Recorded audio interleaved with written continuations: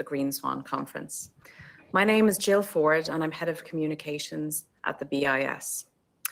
We have an exciting programme ahead for this last day of the conference.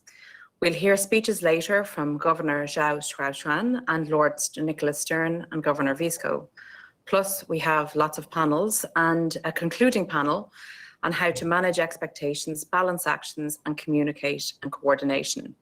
That panel will bring together the head of the BIS, Augustine Carstens, the president of the ECB, Christine Lagarde, the governor of the People's Bank of China, Yi Gang, the governor of the Federal Reserve, Jerome Powell, and the governor of the Banque de France, Francois Villeroy de Gallo, and will be moderated by Gillian Tett of the Financial Times.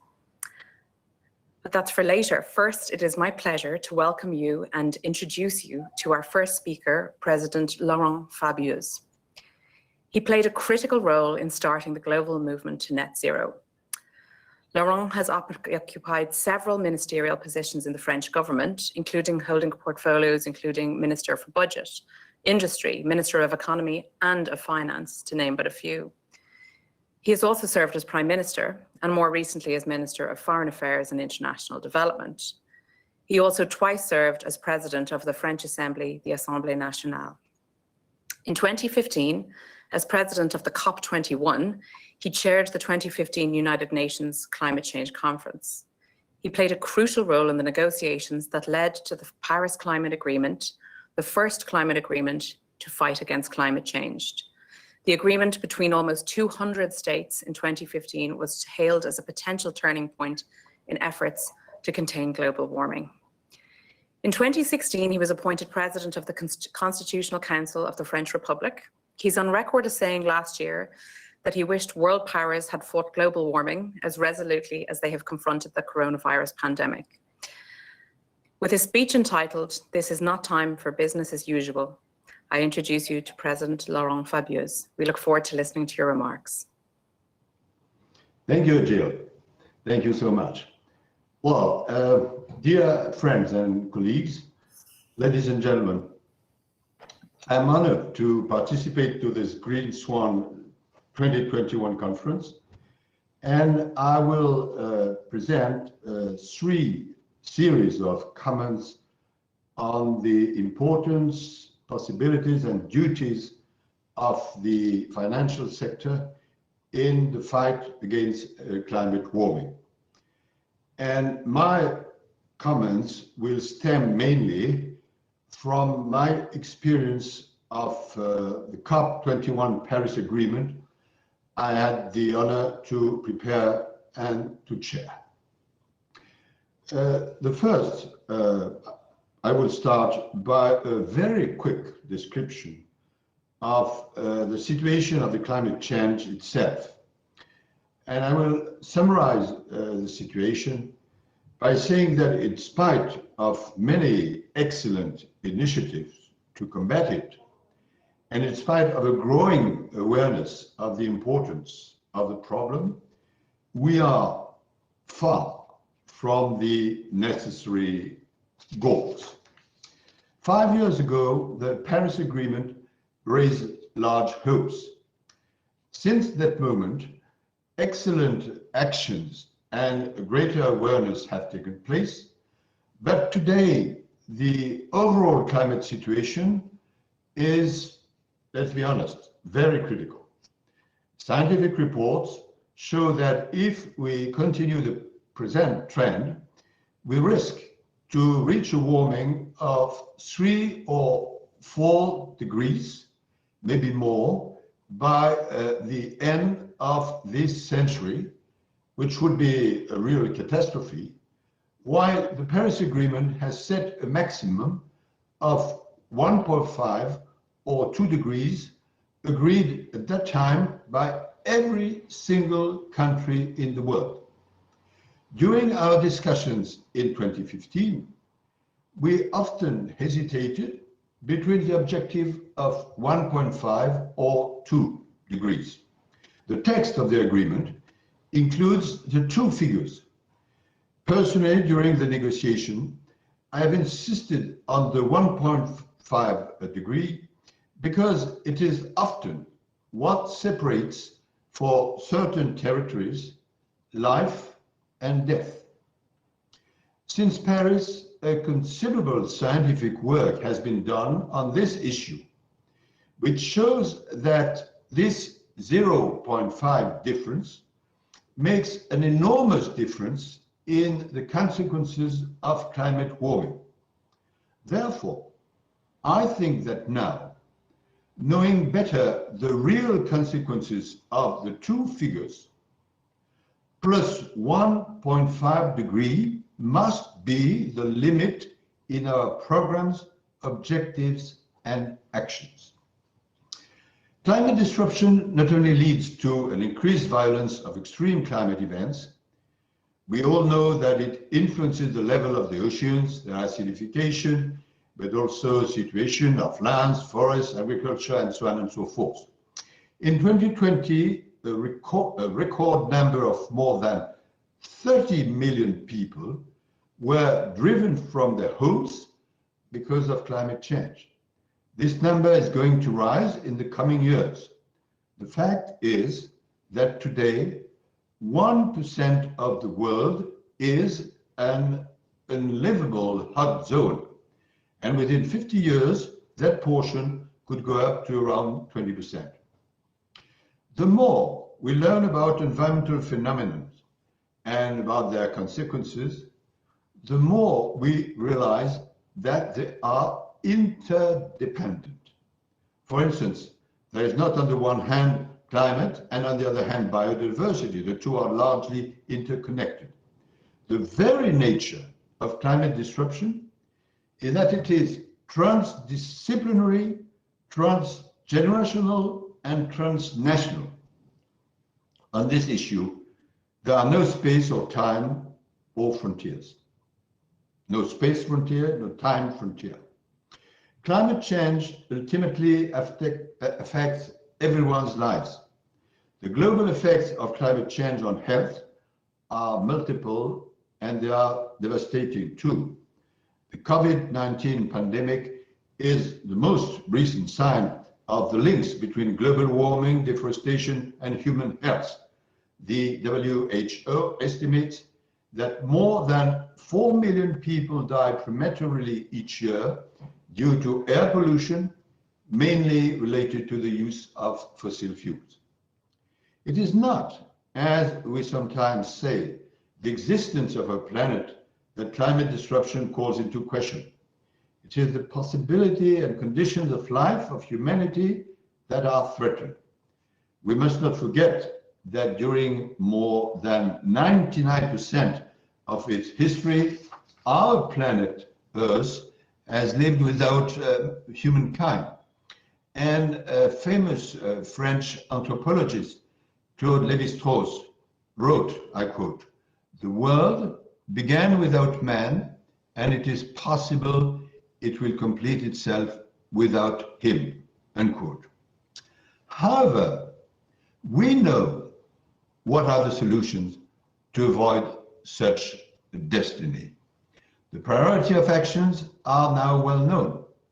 Develop green and efficient energy, move away from coal, increase renewables, develop clean transport, electric vehicle, aviation, naval, construct green buildings, energy efficiency, material efficiency, net zero energy, develop natural-based solutions, biodiversity, agriculture, waste, invest in research and development, innovate, because innovation is one of the keys. Stimulate economic circularity, pay attention not only to mitigation, but also to adaptation. From all these viewpoints, impressive and innovative changes have already taken place, which make now renewables very often and more competitive compared with traditional CO2 emitters means. And we must not forget, never forget, to develop solidarity and social justice, because there is no possible move in the right direction without these social and just transition. The future depends largely on our common actions, particularly for some regions, for some population, and for developing countries. Let us never forget that the climate change issue is always a social issue too. And each of these necessary achievements needs finance and has an impact on finance. This was my first series of comments. In that context, and it is my second series of comments, finance is key. Green finance is making progress, but not enough and not quickly enough. In 2015, in Paris, the financial sector was essential for the success of the agreement. We already knew that finance was one of the most important issues in the fight against climate change at all levels, individually and collectively, for public and private sectors, at the domestic and international scale. And from the beginning of the COP negotiations, personally, as a former Minister of Finance, I insisted on the necessity to involve the finance ministers and more generally the public and private financial actors. Their participation was decisive. And today, the conclusion drawn in 2015 is more valid than ever. Climate change is massively impacted by financial activities, and the reverse is equally true. Companies which will not take into account climate data, climate risks, and the necessity of an ecological transition will be put out of the market. There will be no control of climate change without profound financial transformations. This is a central focus for the future events and decisions, especially for the next G7 and G20 meetings, and mainly for the next COP26 in Glasgow. During the Paris negotiations, we worked with various public and private financial actors to ensure that the financial data was reasonably clarified and did not derail the agreement. The importance of finance was particularly voiced by developing countries. They insisted rightly on the importance of the yearly transfer of a minimum of $100 billion by developed countries to developing ones in 2020. This was an ancient commitment, but at the time not implemented. This figure being a minimum which should be enhanced before 2025. Since that moment, the development of new tools and the mobilization of the financial community has been central, and I want to pay tribute to that move. Innovative and sometimes spectacular initiatives and practices have been multiplying. This involves both investing more in green activities and disinvesting from polluting sectors or companies. To be efficient and inclusive, the pro-climate strategy requires massive and multifaceted funding. Increasingly, large private funds are investing in green finance, which are both environmentally friendly and profitable. This movement should be welcome and encouraged. And by the same token, central banks and public banks have moved forward in a very positive way. But let's be honest, there are still too many examples of inaction or greenwashing. The coal and oil majors, in particular, are not acting fast enough. Many of the largest companies in the coal, oil, gas sector continue to invest heavily in fossil fuels, delivering only a minority share in renewable energy. As for public and private banks, central banks, sovereign funds, the financial institutions, insurance companies, most have understood the need for change and acting in that direction. Yet, some of them remain committed to financing, for instance, carbon-emitting projects.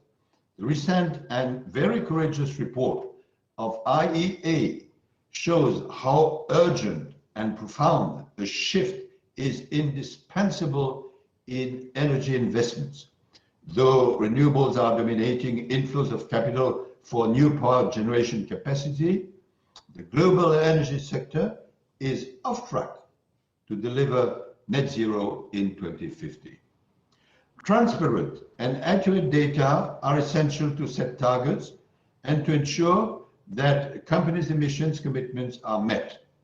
The climate stress tests that have recently been carried out show the importance, but also the difficulties of genuine climate transparency.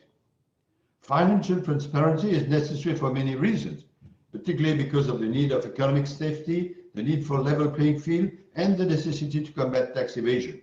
It is improving financial transparency, but it is rather long and slow. Today, we need to fight against climate change for many reasons. Firstly, because humanity cannot stand the present climate trend, but this move is a race against time, and therefore we must act in a much quicker and larger way than for the financial transparency, which implies public and private new rules and reports through all the activities and countries.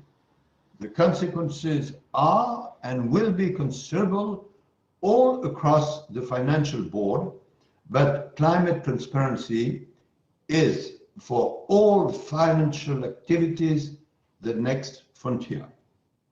My third series of comments deal about the fact that to promote green finance, I want to insist particularly on three pathways. First, public actors must play a more active role. In terms of numbers, private money is more massive than public money. But public money remains indispensable, particularly in order to finance adaptation needs and not only mitigation and ecological transition in many regions. Let us not forget, for instance, that Germany, when they have decided to phase out of coal just before 2040, they decided to accompany the phasing out of coal by an effort of 40 billion euro for regional and social and training needs, which shows, and it is only an instance, what is the size of the financial efforts that are necessary. States and international organizations are increasingly conditioning their financial support on ecological commitments, and it is a very good move. State resources directed at the COVID recovery are supposed to accelerate action against the climate crisis. But on this issue too, let's be honest and face facts.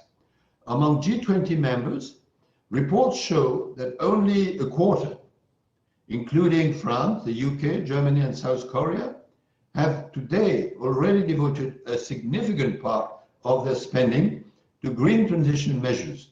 It is not enough, and therefore there is a new effort which must be made by these G20 members, which, by the way, are the same larger polluters in the world, in the domain of ecological transition. International organizations and intergovernmental platforms, including the UN, the G7, the G20, IMF, World Bank, the OECD, and many others, are actively exploring the field of green finance. But it takes time, it's difficult, and very often too much time in a domain where we have no time. When taking over the IMF, our friend Kristalina Georgieva indicated that she wanted to integrate climate risk into IMF's economic analysis. Likewise, Christine Lagarde announced a gradual change in the ECB investment to reduce the amount of its carbon assets. The European Investment Bank committed itself to align all its activities with the goals and principles of the Paris Agreement. Many other positive examples can be quoted. The European Union right now is moving in that direction too by attempting to establish a taxonomy of sustainable economic activity in Europe, but still questions remain, which are not easy, but which must be answered. What about gas? What about nuclear, and so on and so forth? Private actors must take decisive actions towards a greener finance too. Major banks are committing to no longer granting financing either to coal-fired power stations or to companies that derive significantly from coal. But the horizon is still distant, and it does not apply to all countries, bearing in mind that, broadly speaking, the main problems lies in coal and lies in coal in Asia. Taking into account the choices of consumers, many are also introducing green bonuses for the clients to encourage them to engage in less carbon-intensive activities. And that's going in the right direction, but once more, we need to go quicker in this way. This year, the Banque de France made official declaration of a climate change center. It will lead and strengthen the institution's action in favor of the environment. In particular, it will play a coordinating role and provide the permanent secretariat of the network of central banks and supervisors for the greening of finance. Other central banks are acting the same way, which is a highly positive way. Environment and social governance ratings are being developed and are increasingly taken into account by rating agencies and long-term investors, wealth funds and pension funds. And on this issue, the movement is positive too. Positive actions are being decided by many companies, corporations, and the managers are increasingly aware of the value of green financing in order to protect the environment, but also to avoid the physical risk of asset destruction due to natural disaster, the financial risk of missing out on the energy transition, and the risk of legal liability for their action or inaction. We hear some people say that from that viewpoint, the Paris Agreement, which is used as now the basic reference, is for sure an interesting text, but very general and not really legally binding. I know it is a complex legal matter and that the situation is not the same in all countries. But as being now the chair of the French Constitutional Court, I would like to draw your attention on the fact that throughout the world, jurisdictions are increasingly making Paris Agreement hard law for states as well as for companies. In 2019, in what is called the Uganda case, the Dutch Supreme Court, referring to the Paris Agreement, ordered the Dutch state to reduce greenhouse gas emissions by at least 25% by the end of 2020.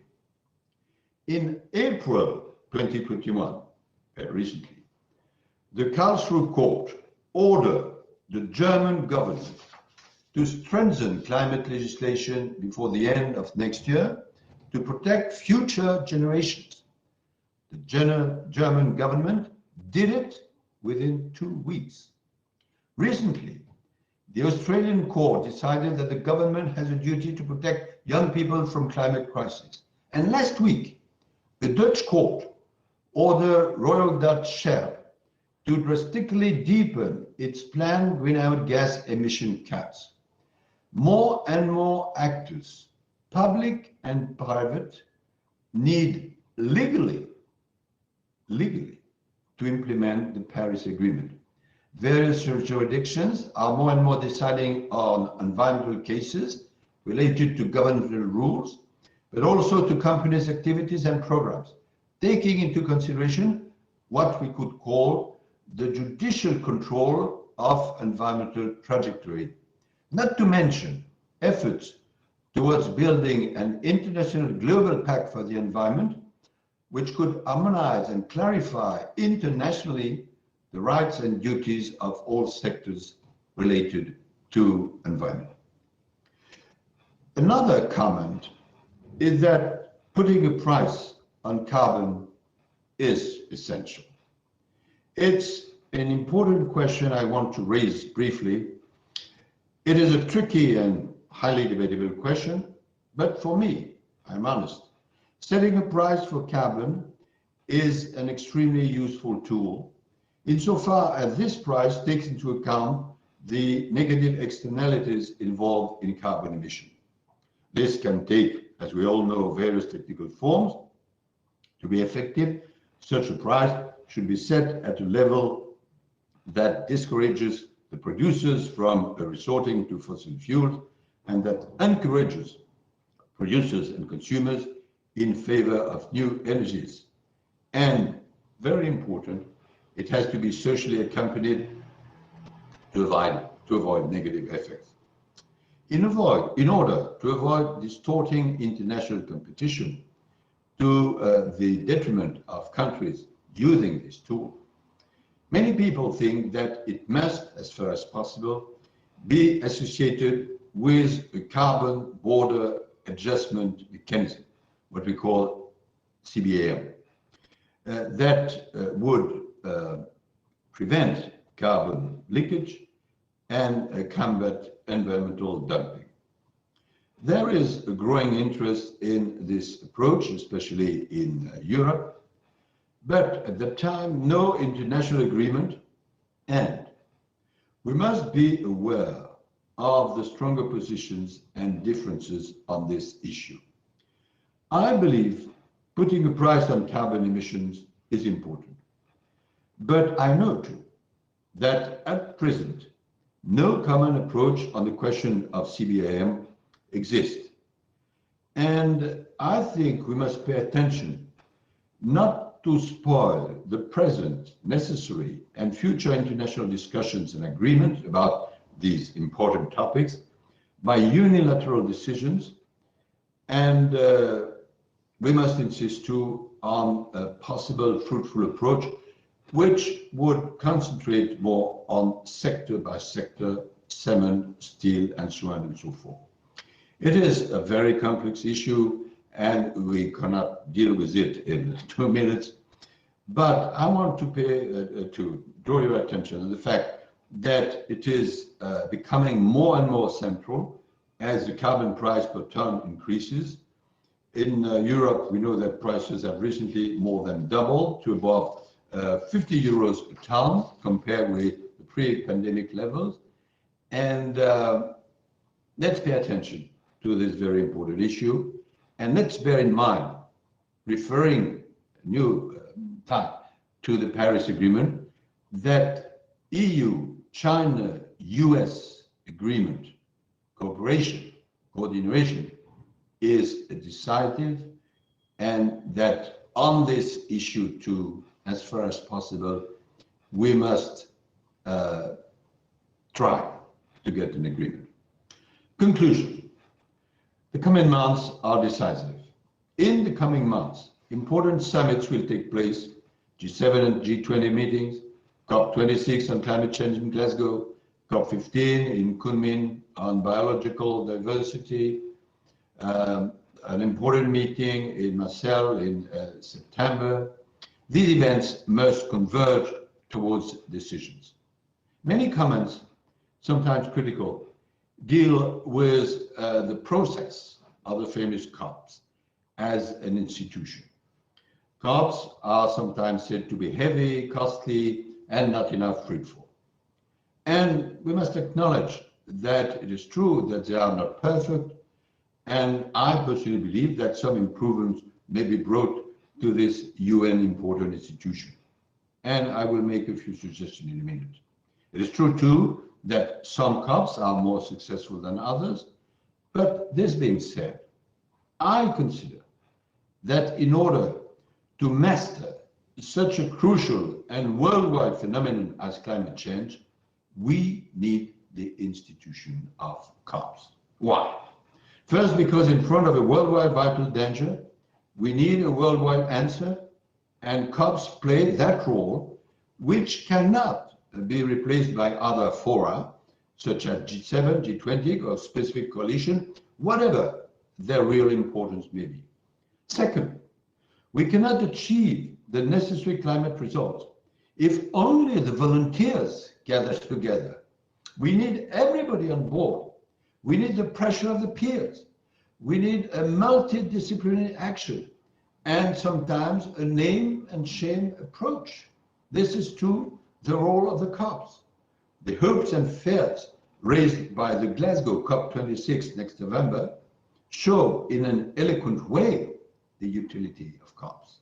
Still, there are probably some improvements which could be brought. First, COPs have to take place in person. Be very carefully prepared and at least be attended by the real political leaders of the different countries. COPs are made to deliver decisions. They need a strong political backing. It implies those requirements. It may be one of the challenges of Glasgow 26. Everybody must be on board. Second, COPs must concentrate on commitments, actual results, and evaluation of their achievements. Finance and financial actors, public and private financial actors must be closely associated to the preparation and the running of the COPs. Three, all the domains must be associated to the COPs and some new important domains. For instance, and I hope that I will hurt nobody in saying that, the education and training for environment, for sustainable development, which is decided in long and short-term perspective for climate, must be associated in the COPs. And it is the idea of the UNESCO too. But also, and this would be new and important, sectors like the military, yes, the military, must be associated because they represent from an economic, scientific, and strategic perspective an important issue for combating climate change, because climate change, at the end of the day, is an issue about security, about peace or war. And I want to remind you that the famous IPCC, scientific core of the research about climate, has been awarded a Nobel Prize, not for chemistry or physics, but for peace, because of the question of peace as well.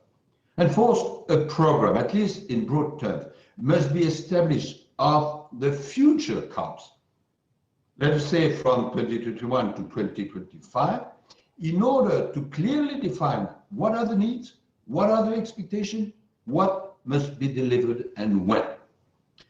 If we do that, and if we do that together, I mean public and private actors, present and future generations, scientists and researchers, civil and military society, governments, NGOs, local authority, financial actors, all of them, together, then I think we can deliver. Recently, and it will be my final comment, long-term goals, I mean 2050, 2060, have been announced by more and more governments, corporations, and financial actors about carbon neutrality. It is excellent in the perspective of a low-carbon society. But if we are facing facts, what about short-term decisions, and particularly about the famous NDC, nationally determined contribution, I mean national commitments? Like the UN Secretary General rightly says, we, from this viewpoint, are far from the necessary objectives. We are far from necessary short-term decisions in line with this long-term goal. The risk in focusing mainly on the destination is to ignore the pathway. We must then reconcile the various horizons and act quickly and strongly in an internationally coordinated effort. Near term, 2030, 2050. Public clear objectives and public evaluation.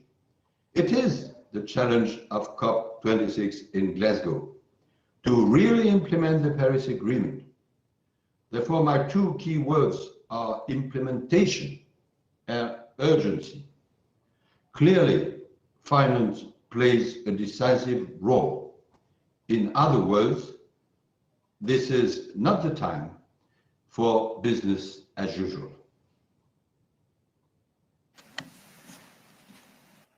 Thank you very much. That was a very, very wide-ranging speech and key messages, I think, for us, urgency and time. So I think we really supposed to take those on board, and your call for active roles by all players and key messages, I think, that will be heard ahead of COP26, COP15, etc. In the time remaining, Laurent, if we may, could I just ask you one question before you leave? And we really appreciate your time. In terms of coordination, what is the concrete action you would pick or suggest to fight climate change? Well, I said many times that we need everybody on board. There is no worldwide government. There is no government of the world. For some people, it's a dream, but we have to act in reality. We must use the present institutions, and you've heard what I said about COP.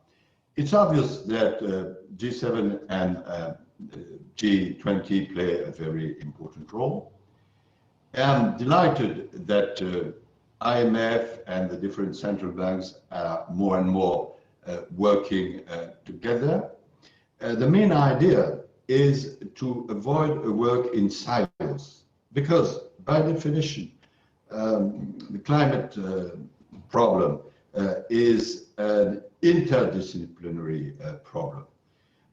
Therefore, I am a realistic man, and I don't say that we can find a new organization tomorrow, knowing the difficulties of the present institution. But already, let's make them work in a more collective way. And for instance, as far as the theme of this meeting is concerned, let's never forget the financial aspect. I said that I've been in charge of Ministry of Economy and Finance, and Prime Minister has too. And there is a tendency for some key problem to separate the financial approach and the financial people who are in charge from the rest of the more specific problem. It's a mistake. It's a mistake. We have to have a two-way process. The sectorial actors taking into account financial actors, and the other way around, which is developing now, and that's very interesting. Financial actors, public or private, at an international, national or local level, taking into account the more general problem. If we don't do it for humanistic reason, let's do it for efficiency reasons. Because, let's be clear, if we are not in the financial domain, and more generally in the economic domain, acting in terms of fighting against climate warming, we shall be out of the market. Thank you very much. We very much appreciate you taking the time to answer our question, and also for your time today. President Fabius, I suppose on behalf of all of our attendees today, thank you very much also for your leadership in this regard, and we look forward to future developments. Thank you very much, President Fabius.